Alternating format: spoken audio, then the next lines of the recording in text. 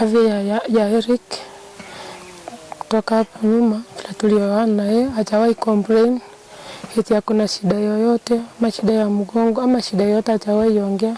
Toka tu asubuhi anaenda kazi anarudi kwa sawa.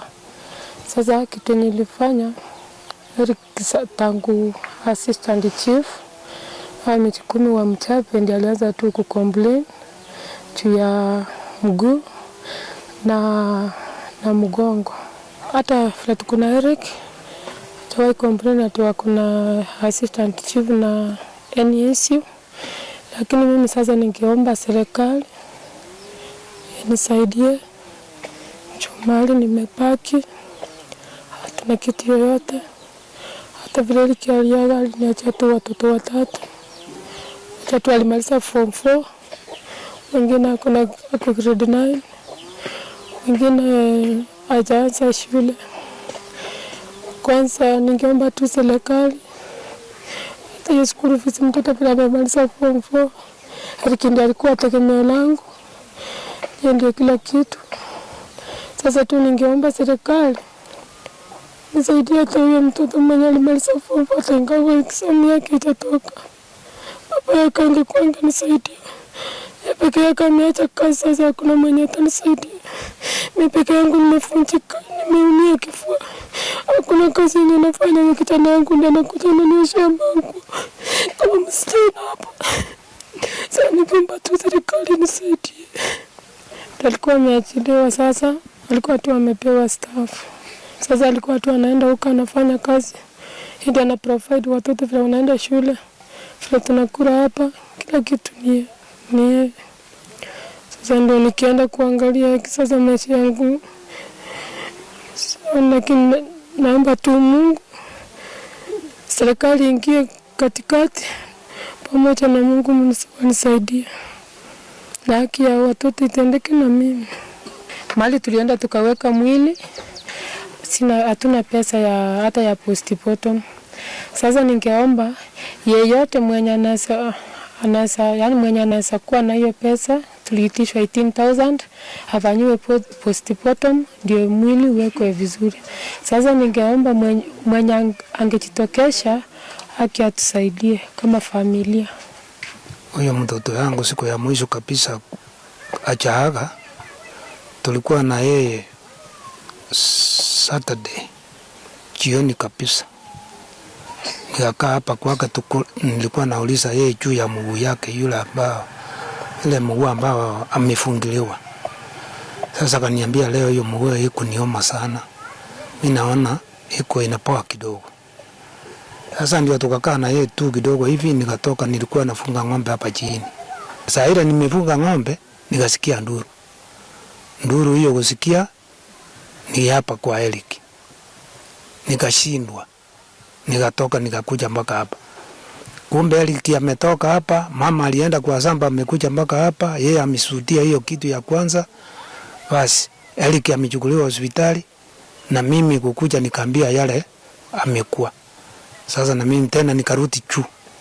Nikaenda kujiweka vizuri. Nikaanza kuteremuka. Kuteremuka ndio nikapata kijana ameenda. Alikufia karibu na Masoveti. Na ilikuwa asubuhi sana. Saa moja hivi.